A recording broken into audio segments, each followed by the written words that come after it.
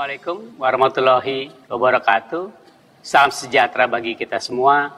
Om Swastiastu, Namo Buddhaya, salam kebajikan. Yang saya hormati Bapak Ogi Prastomiono, Kepala Eksekutif Pengawas Asuransian, Penjaminan dan Dana Pensiun. Bapak dan Ibu Pimpinan Asosiasi Industri Dana Pensiun. Bapak dan Ibu Pimpinan Perusahaan-perusahaan Dana Pensiun. Perwakilan dari kementerian, lembaga, dan lembaga internasional yang hadir, Bapak dan Ibu narasumber, Bapak dan Ibu perwakilan dari media, dan seluruh hadirin yang berbahagia. Puji syukur kehadirat Tuhan Maha Kuasa, sehingga pada hari ini kita dapat berkumpul dalam acara peluncuran Peta Jalan Pengembangan dan Penguatan Dana Pensiun Indonesia 2024-2028. Peta jalan ini merupakan arah kebijakan bagi industri dana pensiun yang dapat menjadi acuan bagi seluruh stakeholders terkait dan merupakan roadmap yang ke-9 yang telah diluncurkan oleh OJK pada periode Dewan Komisioner saat ini. Di tengah perekonomian dunia yang cenderung mengalami stagnasi dan ketidakpastian akibat ketegangan geopolitik dan perang dagang yang meningkat, maka seiring juga dengan transisi pemerintahan di Indonesia, kita melihat bahwa perekonomian Indonesia tetap tumbuh dengan positif dan menggembirakan. Dan tentu saja hal itu kita pakai sebagai momentum untuk mendorong seluruh sektor di bidang jasa keuangan, termasuk yang penting adalah pada sektor dana pensiun di Indonesia. Sebagai negara dengan populasi keempat terbesar di dunia, Indonesia memiliki potensi yang sangat besar dalam perkembangan industri dana pensiun ke depan. Industri ini mencatatkan pertumbuhan aset sebesar 8,74% pada April 2024 dibandingkan tahun sebelumnya, mencapai 1.432,7 triliun. Selanjutnya juga BPS pada Februari 2024 menyampaikan bahwa proporsi tenaga kerja Indonesia, baik formal dan informal, sebesar 142,18 juta orang dengan total 58 juta pekerja formal dan 84 juta merupakan pekerja informal. Melalui arah kebijakan, pengembangan, dan penguatan dana pensiun ini, diharapkan industri dana pensiun akan menjadi lebih sehat, efisien, berintegritas, dan memperkuat pelindungan konsumen dan masyarakat dalam mendukung pertumbuhan ekonomi nasional. Pada 18 sampai 20 November 2024 yang akan datang, OJK akan menjadi tuan rumah pertemuan tahunan Annual General Meeting the International Organization of Pension Supervisors, IOPS, serta OECD Global Forum on Private Pension. Dan saya berharap industri dana pensiun di Indonesia dapat berpartisipasi untuk belajar best practices dan pengalaman dari negara lain, tapi juga sebaliknya Indonesia dapat membagikan pengalamannya kepada peserta dari negara-negara lainnya. Peta jalan ini adalah komitmen bersama kita untuk menciptakan sistem pensiun nasional yang lebih baik. Saya berharap dan percaya seluruh pemangku kepentingan yang terkait akan memberikan dukungan terbaiknya, sehingga implementasi kebijakan berjalan dengan tepat, baik, dan berkontribusi mendukung kesejahteraan masyarakat Indonesia. Terima kasih. Wassalamualaikum warahmatullahi wabarakatuh. Om Santi, Santi, Santi Om. Satu hal yang menjadi perhatian adalah adanya potensi risiko kenaikan dependency ratio saat berakhirnya periode bonus demografi pada 15-20 tahun mendatang. Oleh karena itu, upaya mendorong penguatan dan pengembangan industri dana pensiun menjadi hal yang mutlak untuk memitigasi potensi risiko tersebut, karena industri dana pensiun memiliki peranan penting dan strategis pada tatanan perekonomian nasional. Dari perspektif masyarakat, industri ini menjadi sarana untuk consumption smoothing pada saat masyarakat tidak berada dalam usia produktif, dan jika mengacu kepada istilah yang cukup familiar saat ini, yaitu sandwich generation, kami meyakini bahwa dana pensiun merupakan salah satu solusi finansial untuk memutus rantai sandwich generation. Dari perspektif yang lebih makro, industri dana pensiun berperan sebagai investor institusional yang dapat mendorong perekonomian nasional melalui penyediaan sumber pembiayaan jangka panjang.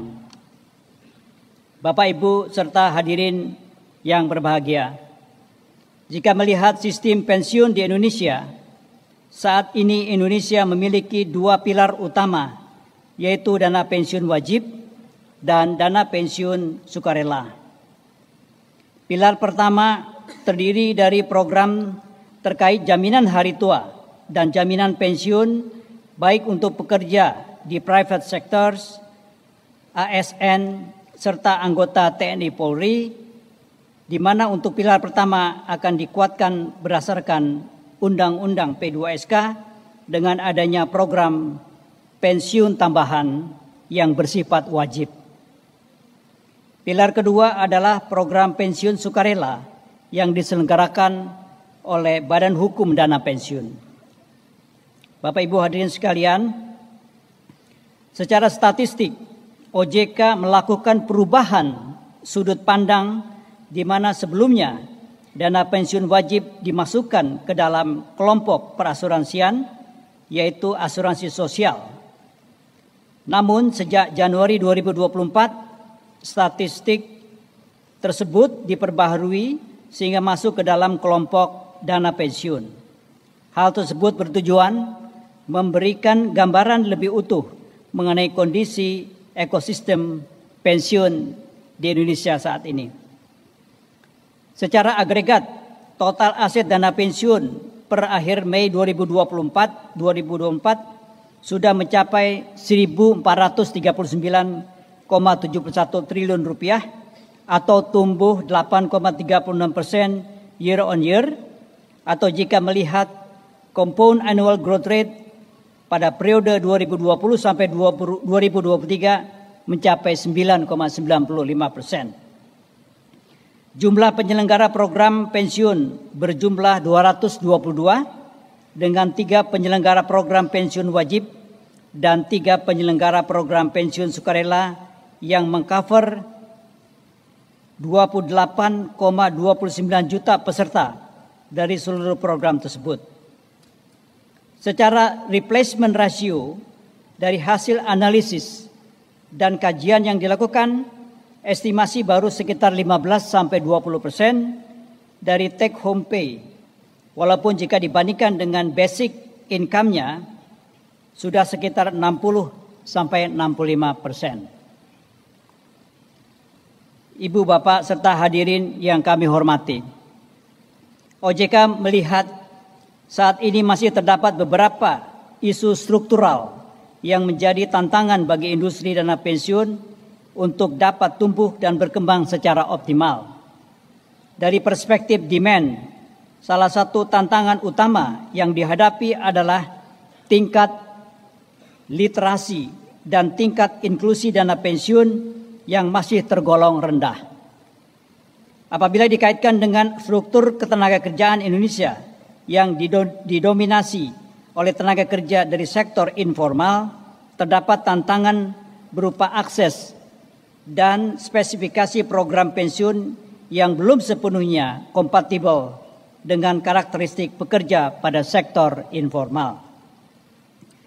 Dari perspektif supply, industri dana pensiun dihadapkan pada isu pada penyelenggaraan program pensiun itu sendiri, antara lain dari sisi infrastruktur dan kapabilitas dalam mengelola investasi, serta kemampuan pemenuhan pendanaan dana pensiun oleh pemberi kerja, khususnya pada program pensiun manfaat pasti.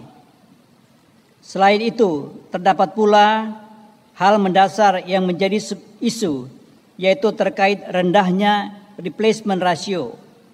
Umumnya penghasilan dasar pensiun PHDP hanya menggunakan unsur basic income, sehingga replacement ratio pun menjadi sangat kecil di kisaran 15-20% dari take home pay.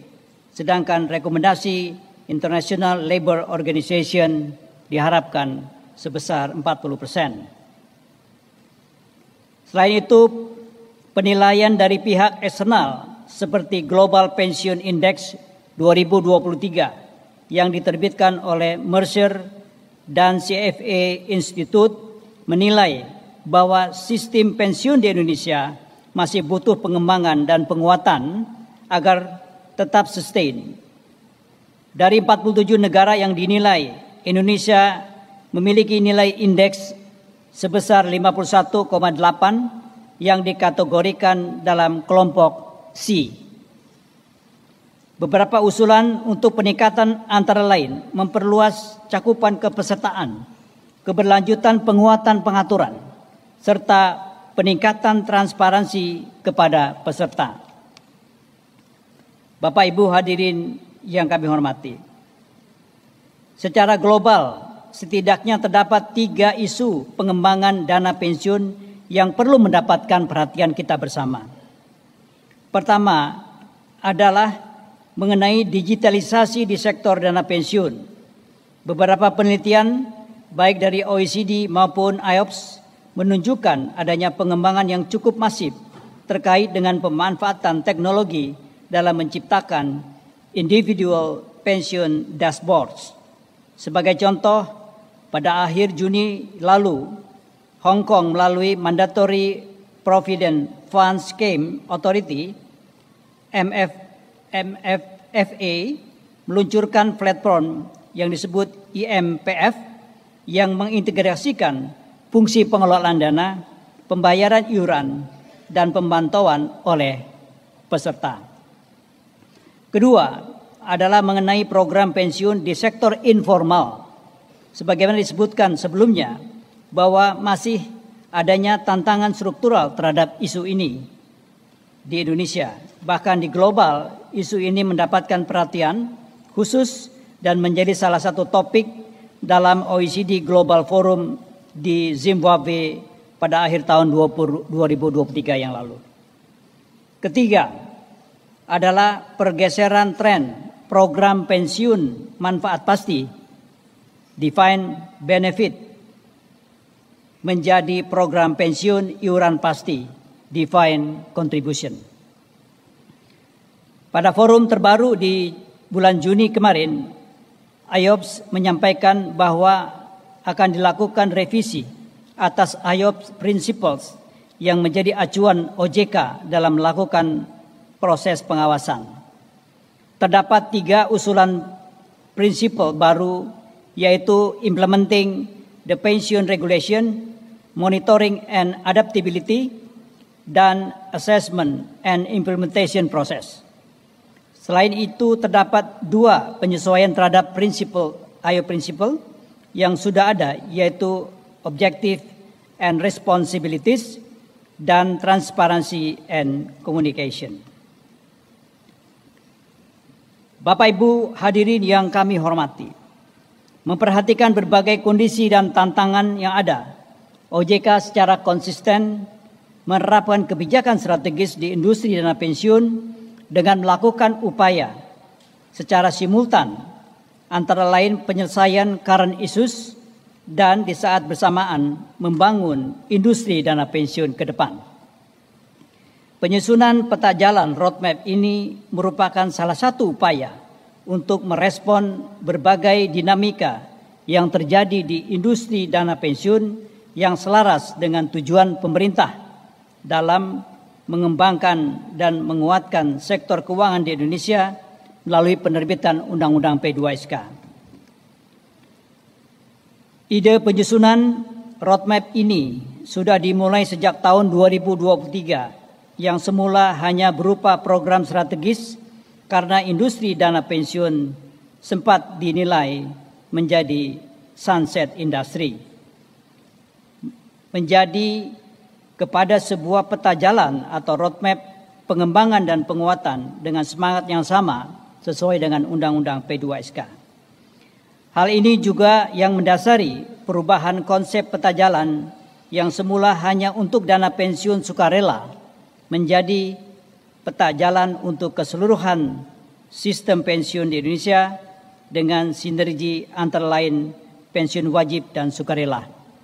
Oleh karena itu Bapak Ibu sekalian yang hadir di ruangan ini, selain dana pensiun sukarela baik itu DPPK maupun DPLK, juga hadir program pensiun wajib dari BPJS Ketenagakerjaan, dari PT Taspen, dan dari PT Asabri.